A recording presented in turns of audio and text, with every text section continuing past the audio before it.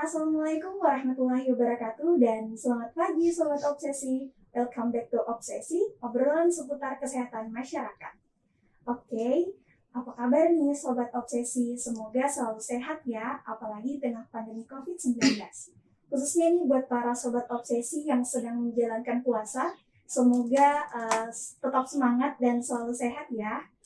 Nah, seperti biasa, Obsesi tentunya akan selalu menghadirkan topik-topik seputar kesehatan masyarakat yang sangat menarik. Hari ini, Obsesi akan membahas sebuah topik yang tentunya sangat menarik, yaitu seputar bahan kimia. Jadi kali ini Obsesi sudah kedatangan salah satu narasumber yang tentunya sangat menginspirasi. Oke, halo Kak Nana. Halo. Apa kabar nih Kak? Baik? Baik, alhamdulillah. Terima Puasanya kasih sudah lancar? diundang di Obsesi. Oke, Kak. Nah, jadi Kak, sesuai dengan topik yang bakalan kita bahas seputar bahan kimia. Mungkin Kakak bisa jelasin dulu bahan kimia itu apa sih sebenarnya, dan bahan kimia kan sering banget nih kita temukan di sekitar kita atau sangat dekat dengan kita, di mana-mana pasti kita temukan yang namanya bahan kimia. Jadi mungkin bisa dijelaskan dulu Kak. Oke.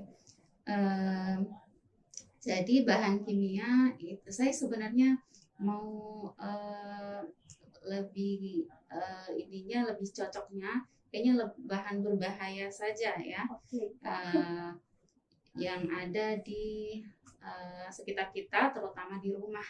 Karena kan sebagian besar waktu kita habis di rumah, dan ternyata di rumah kita itu terdapat banyak bahan kimia atau bahan berbahaya ini. Jadi bahan kimia itu adalah bahan-bahan yang kita gunakan sehari-hari, yang ternyata terbuat dari berbagai bahan yang berbahaya ya, baik kita untuk kita gunakan untuk keperluan sehari-hari di rumah tangga, bahkan untuk kita konsumsi sebagai makanan dan minuman.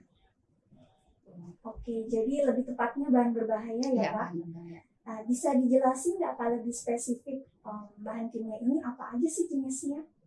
Ya, kalau di rumah lebih gampangnya saya mau bagi berdasarkan penggunaan ya, penggunaan atau tempatnya di rumah. Jadi yang pertama saya mau bagi 6 nih. Yang pertama yang kita gunakan di garasi dan gardening untuk taman atau kebun bagi yang suka berkebun. Jadi misalnya mencuci mobil yang biasa hobinya transportasi, biasanya kan ada oli, aki, terus untuk perkebunan biasanya kita pakai insektisida atau pestisida gitu. Kemudian masuk ke dalam rumah, itu ada bahan-bahan kimia yang kita gunakan untuk pembersih atau perawatan rumah ya, misalnya pel-pelan, terus pembersih pakaian, cuci piring, terus membersih perabot. Nah, itu semua terbuat dari bahan kimia. Nah, kemudian untuk perawatan diri, misalnya sabun, sampo, body, nah, itu bahan kimia juga, bahan berbahaya ya, tidak semua sih, tapi biasanya kita menggunakan untuk keperluan itu biasanya ada bahan kimianya. Nah, kemudian kosmetik ya, mulai dari alas bedak, lipstik, terus pewarna rambut, itu biasanya banyak yang terbuat dari bahan kimia berbahaya. Kemudian alat-alat yang mensupport kehidupan kita, alat-alat elektronik ya, seperti baterai misalnya ya, itu kan terbuat dari bebek ya, timbal itu juga. Nah, kemudian yang terakhir adalah bahan-bahan yang kita konsumsi ya, jadi tanpa kita sadar sih, tapi biasanya umumnya kita tidak tahu kalau ternyata yang di dapur itu baik bahan yang kita konsumsi langsung ataupun peralatan masak atau peralatan makan yang kita gunakan itu sebenarnya terbuat dari bahan kimia yang berbahaya. Jadi gitu ya Kak. Nah, dari beberapa jenis bahan kimia yang sudah Kakak sebutkan tadi, Kira-kira dari beberapa macam itu yang mana sih yang sangat-sangat sering kita konsumsi atau sering masyarakat konsumsi dalam kehidupan sehari-hari dan sangat berbahaya ketika dikonsumsi, Kak? Oke, semuanya pasti kita gunakan ya, karena kita tidak bisa lepas dari itu. Untuk membersihkan rumah pasti kita pakai, ya ngepel, membersihkan makanan pasti kita pakai. Terus kosmetik, apalagi yang perempuan nih, ya yang mau cantik, terutama yang pakai whitening biasanya itu kan suka mengandung merkuri atau hidrokloronin. Nah itu pasti kita, karena sudah merupakan kebutuhan sehari-hari, pasti kita gunakan ya. Cuma kalau bicara soal bahaya, kalau mau disuruh pilih nih di antara sekian tadi yang mana yang paling berbahaya, saya lebih cenderung ke yang kita konsumsi karena atau yang langsung ke badan ya, kosmetik dan makanan. Karena kalau yang lain biasanya kan kita menggunakannya ke barang ya, membersihkan, tidak langsung kena ke kita. Apalagi kalau buat orang yang sadar dirinya sensitif, biasanya dia pakai pelindung.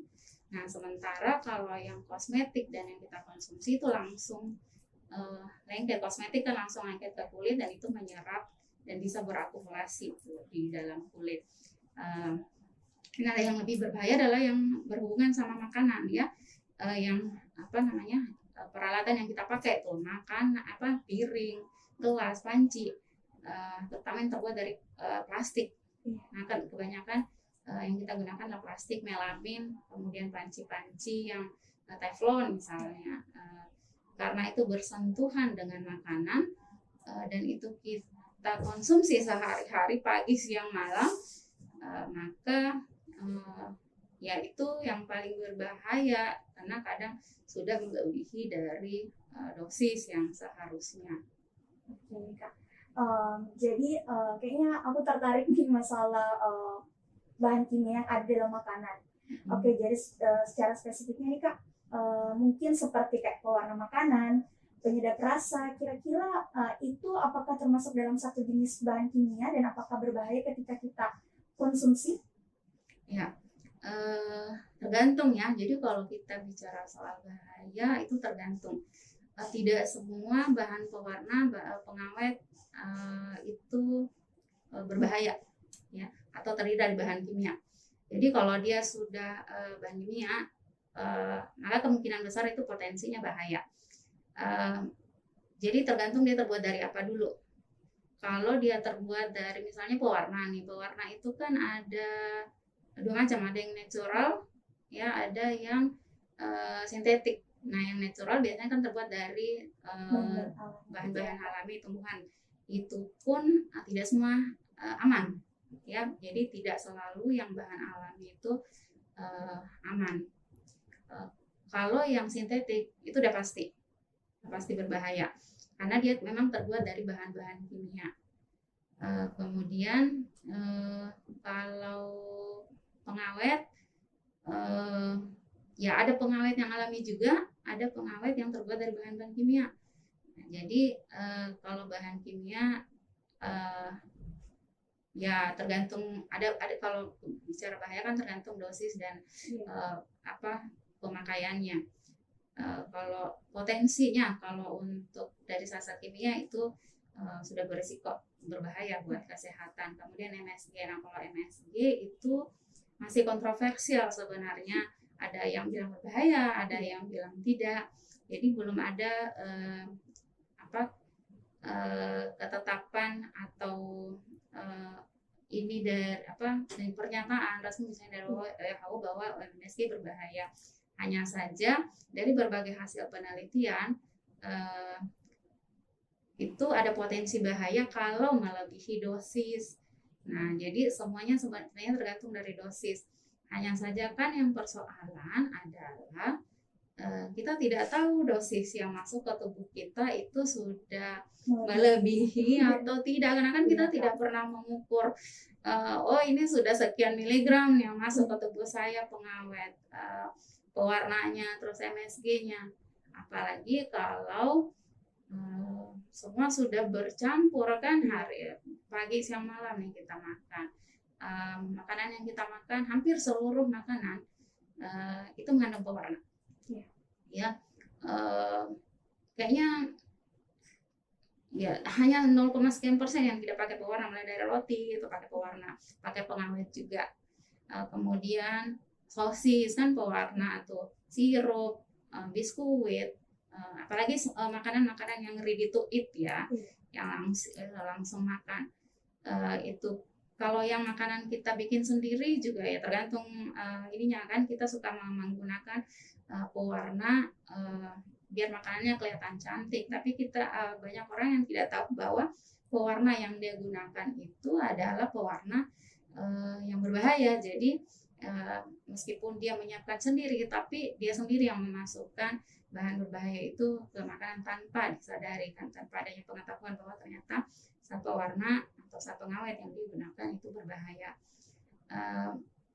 Pengawet juga seperti itu ya, karena ada zat kimia. Biasanya kan kalau yang sekarang yang bukan sekarang, dari dulu udah marak itu adalah penggunaan formalin dan boraks di tahu kan, atau daging atau ikan kering ya, itu adalah pengawet yang sangat berbahaya untuk kesehatan, seperti itu. Oke.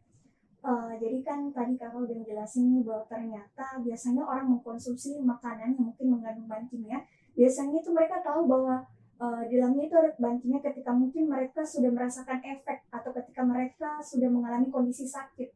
Nah, jadi kira-kira apa sih efek yang secara nyata nih dilihat Kak, atau apa sih dampak kesehatan yang ditimbulkan ketika kita misalnya mengkonsumsi sebuah makanan yang ternyata di dalamnya itu mengandung bahan kimia atau bahan yang berbahaya? Oke, malah sebenarnya ketika sudah timbul efek pun orang tidak sadar kalau ternyata yang dia rasakan, gejala yang dirasakan itu bersumber dari makanan yang dia makan, zat kimia yang ada dalam makanan yang dia makan, atau dari bahan alat-alat makan, alat masak yang dimakan ya. Jadi orang kebanyakan tidak sadar bahwa itu dari situ kan tidak kelihatan kan. Jadi sekarang ada macam-macam penyakit-penyakit aneh kan sekarang yang kita suka tidak tahu ini dari mana sih, kenapa saya bisa kena seperti ini gitu. Nah, itu yang orang tidak sadar. Kalau dari berbagai studi ya, berbagai zat kimia tersebut beda-beda sih, karena kan tergantung zat kimianya. Ya, jadi kan pengawet, kalau kita bilang pengawet itu kan ada macam-macam zat kimia, ada macam-macam pengawet. Pewarna juga kayak gitu. Pewarna itu ada macam-macam warna, ya ada yang biru, merah, itu terbuat dari zat yang macam-macam, dan setiap zat itu mengandung bahaya atau efek, mengakibatkan efek yang beda-beda ya. Tapi secara umum zat-zat tersebut itu menimbulkan efek terutama ya, jadi yang ada kelompok-kelompok yang high risk, terutama anak-anak nih dengan dan orang tua ya, lansia. Nah, pada anak-anak itu biasanya menyebabkan efek ke perilaku dan kemampuan intelektual anak. Jadi ada studi yang menunjukkan ya, membandingkan nih anak-anak yang perilakunya punya persoalan, masalah dalam persoalan perilaku dan intelektual. Nah, ketika dilakukan percobaan eksperimen mencoba menghentikan konsumsi makanan yang mengandung bahan-bahan tersebut, itu ternyata mengalami perbaikan. Jadi kembali setelah 2 minggu, 3 minggu, jadi selama rentang waktu tertentu konsumsi makanan tersebut dihentikan, ternyata itu ada perbaikan dalam persoalan yang mereka alami, persoalan perilaku, dan terjadi peningkatan kemampuan intelektual. Kemudian ada juga kelompok orang-orang yang memang rentan, jadi dia alergi, jadi bersifat alergi kepada orang. Jadi ada orang-orang yang sensitif terhadap bahan makanan tersebut. Nah, itu ketika konsumsi makanan tersebut dihentikan itu kondisinya bisa lebih membaik. Kemudian kalau secara umum kebanyakan dari bahan kimia itu berefek pada organ, jadi ginjal, ada juga yang pencetus kanker. Jadi kan kita tidak tahu kalau kan sekarang kanker meningkat ya. Iya. Jadi sebenarnya banyak dari bahan-bahan kimia tersebut yang bersifat mencetus timbulnya kanker karena merusak gen dan kromosom gitu. Kemudian berbagai organ tubuh kita termasuk sistem saraf pusat. Jadi kalau untuk tahu secara detail itu harus ngecek di MSDS-nya. Iya. Gitu. Nah, tadi kan yang sudah disampaikan dampak secara langsung bagi kesehatan kita ya Kak. Kalau dari segi dampak ke lingkungan sendiri itu seperti apa Kak? Misalnya mungkin untuk bukan dalam kategori bahan kimia yang ada dalam makanan, misalnya seperti bahan-bahan yang kita gunakan dalam taman, atau mungkin seperti contoh konkretnya kayak oli, terus juga bahan-bahan pestisida, itu dampak lingkungannya seperti apa Kak? Iya, jadi bahan kimia yang kita gunakan yang berdampak ke lingkungan itu yaitu tadi ya pestisida, terus bahan-bahan pembersih yang kita pakai dan transportasi. Nah, kita cenderung memperlakukan termasuk baterai yang tadi saya sebut di awal.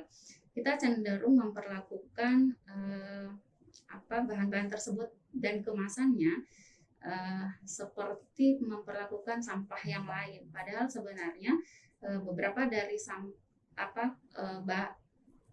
ketika dia sudah menjadi sampah ya, kemasan dan sisa pakainya itu justru berbahaya bagi lingkungan.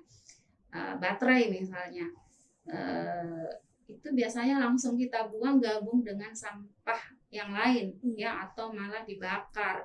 Padahal baterai itu mengandung PB, timah hitam, yang ketika dibakar tentu saja akan mengeluarkan asap yang sangat berbahaya ke lingkungan dan malah mungkin dihirup oleh manusia, atau digabung dengan sampah lain yang langsung dibuang ke TPA dan akan mencemari tanah gitu. Jadi sebenarnya harus ada perlakuan khusus untuk sisa bahan tersebut, termasuk oli, aki tadi yang disebutkan, diberlakukan khusus, dikumpul sendiri, kemudian diberlakukan khusus. Hanya saja memang di Indonesia belum ada pengelolaan tersendiri untuk sisa-sisa bahan dan kemasan untuk sampah tersebut, khusus untuk rumah tangga. Kalau untuk industri dan rumah sakit, bahan-bahan tersebut memang dikelola sendiri.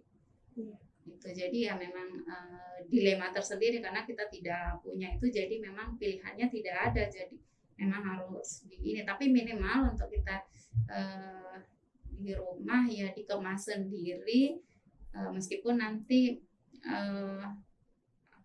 ketika di TPA mudah-mudahan nanti pemerintah punya ininya sendiri untuk mengelola bahan tersebut.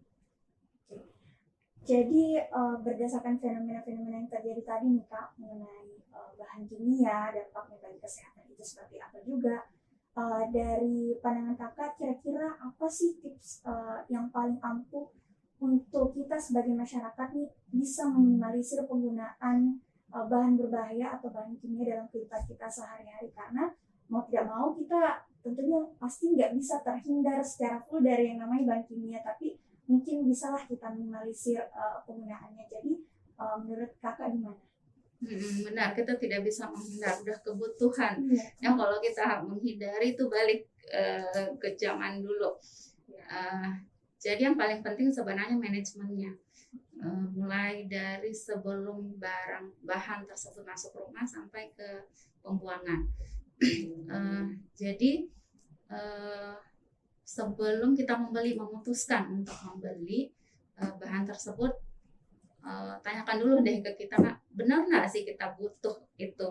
Jadi kalau memang bisa digantikan ya, di replace ceritanya dengan barang lain dengan fungsi yang sama, bahan yang lebih aman, lebih baik putuskan untuk mengganti ya. Karena kan sekarang sudah banyak produk-produk alami yang lebih aman untuk kesehatan. Misalnya pestisida ya, kalau memang bagi yang senang nih berkebun, banyak insektisida alami kan sekarang, jadi mungkin tidak usah pakai pestisida yang berbahaya. Kemudian yang di dapur misalnya yang kita konsumsi, kalau makanan tersebut misalnya kita lihat dulu nih pengawet. Kalau makanan tersebut bisa kita bikin sendiri, why not? Ya bikin sendiri saja daripada membeli makanan yang berpengawet kan. Apalagi di bulan puasa nih. Puasa bikin sendiri kan lebih aman. Misalnya roti, daripada membeli roti yang berpengawet, bikin roti sendiri di rumah buat orang rumah lebih aman. Atau kalau tidak mau repot sebenarnya banyak sekarang makanan-makanan orang-orang yang sudah berpikir ya, produsen yang sudah berpikir untuk itu. Jadi mereka sekarang sudah banyak tuh produksi makanan yang non MSG, non pengawet, non pewarna sintetik. Hanya saja biasanya harganya lebih mahal. Tapi bagi orang yang sadar akan kesehatan, itu merupakan satu alternatif yang sangat bagus. Jadi meskipun lebih mahal, tapi lebih aman untuk kesehatan daripada kita mengeluarkan harga yang murah, tapi kemudian nanti ujung-ujungnya akan kita keluarkan biaya yang mahal untuk perawatan kesehatan. Jadi sebelum memutuskan untuk membeli, cari-cari dulu nih produsen. Kalau misalnya memakan sosis kan sekarang misalnya ya, contoh ya sosis, makanan yang sangat digemari nih sama anak-anak. Kalau rata-rata sosis itu mengandung pewarna dan pengawet. Nah, daripada membeli sosis yang seperti itu, kita browsing dulu deh, ada ya produsen yang menjual sosis yang tidak berpengawet. Jadi biasanya itu yang freezing, jadi pengawetnya dari freezing. Kemudian tidak pakai satu warna gitu. Jadi begitu juga untuk semua produk lain. Nah, kemudian setelah memutuskan ya, kita harus jadi pembeli yang pintar, konsumen yang pintar, dengan mencari tahu informasi mengenai produk-produk yang akan kita beli. Sekarang kan zamannya milenial ya, zaman canggih, semua informasi bisa kita dapatkan hanya dari satu klik. Jadi kalau saya nih ke toko, biasanya kalau emak-emak ke toko kan biasanya lama tuh memilih barang untuk melihat, membanding-bandingkan harga. Nah, kenapa tidak? Sekarang lamanya itu jangan cuma di harga, tapi lihat bahannya apa, baca komposisinya apa, terus cari tahu, kan tinggal browsing kan. Oh, ini mengandung pewarna misalnya, kalau pewarna kan biasanya pakai kode tuh E100 misalnya. Oh, E100 ini apa ya? Berbahaya tidak buat kita? Nah, tinggal browsing E100. Kalau aman baru oke, saya beli gitu. Atau pokoknya dibaca deh semua barang kan harus ada komposisinya tuh ya, label. Jadi selalu baca label dan cari tahu apa sih yang ada di label itu mengandung apakah dia berbahaya atau tidak, baru memutuskan untuk membeli gitu. Nah, kemudian ya kalau sudah dibeli, manajemennya di rumah, bahaya atau tidak itu tergantung penyimpanan dan penggunaannya. Jadi ya kita harus tahu, biasanya ada kok di petunjuk di label bagaimana cara menyimpan dan penggunaan barang. Dia harus disimpan di suhu berapa, kemudian boleh simpan bersama apa, terus ada misalnya pestisida, kemudian pupuk atau bahan-bahan kimia lain, pepelan, itu ada satu perilaku buruk yang biasanya terjadi di kita, terutama masyarakat pedesaan, di petani biasanya misalnya, itu adalah memindahkan isi barang kemasan itu ke kemasan lain ya, dan itu sangat berbahaya berpotensi berbahaya buat kita. Jadi biasanya kita memindahkannya misalnya ke botol aqua, atau orang sering memindahkan ke botol aqua yang sudah kosong, bekas botol aqua, kemudian disimpan tanpa label. Nah, perilaku seperti ini yang paling sering menyebabkan tingginya kasus keracunan bahan kimia, baik itu keracunan pestisida atau keracunan itu tadi ya, alat bahan-bahan pembersih di rumah. Karena sudah dipindahkan kemudian disimpan sembarang, biasanya malah disimpan di meja, orang datang dikira sirup atau dikira minuman, langsung ke keracunan. Sangat sering terjadi. Jadi itu penyimpanan harus diperhatikan betul. Jangan disimpan di barang lain, barang yang berbahaya dibaca, karena bisa jadi terjadi interaksi dengan sesama bahan tersebut, sehingga misalnya terjadi ledakan atau terjadi mengeluarkan gas-gas berbahaya gitu. Kemudian penggunaannya ya, jadi perhatikan kalau terutama yang berhubungan dengan makanan misalnya ya, dosisnya. Jadi baca tuh di label dosisnya boleh berapa sih, terus berapa kali dalam sehari kita boleh pakai ya, termasuk kosmetik seperti itu boleh berapa kali pemakaian, berapa ininya ya, berapa banyak yang bisa kita pakai. Kemudian apalagi ya, untuk bahan-bahan yang kita, bahan-bahan pembersih misalnya atau di kamar mandi ataupun untuk rumah, itu kan menggunakan APD ya, itu ada di kemasan. Biasanya kalau dia bahan berbahaya itu kan suka ada simbolnya untuk bahwa dia adalah bahan berbahaya, maka harus menggunakan APD yang sesuai. Karena kalau di rumah suka abai sama itu, tidak menggunakan sarung tangan, harus menggunakan sarung tangan atau pakai masker ketika menggunakan, mungkin mengeluarkan uap ya yang berbahaya untuk kita. Nah, kita suka abai itu. Jadi perhatikan betul apakah bahan yang akan kita gunakan itu perlu APD atau tidak. Nah, kalau perlu, gunakan APD tersebut benar-benar sesuai sama petunjuk tersebut, karena yang dicantumkan itu biasanya sudah ada studinya bahwa untuk mencegah efeknya itu harus pakai APD yang ini. Iya. Wah, ternyata bahan kimia ini merupakan sebuah masalah yang sifatnya sangat kompleks nih ya Kak, dan erat kaitannya dengan kehidupan kita. Makasih banyak nih Kak Nana atas informasinya yang tentunya sangat bisa bermanfaat bagi aku dan juga sobat obsesi yang ada di luar sana. Makasih banyak ya Kak. Iya, makasih. Oke, gimana nih sobat obsesi? Udah pada tahu kan informasi seputar bahan kimia?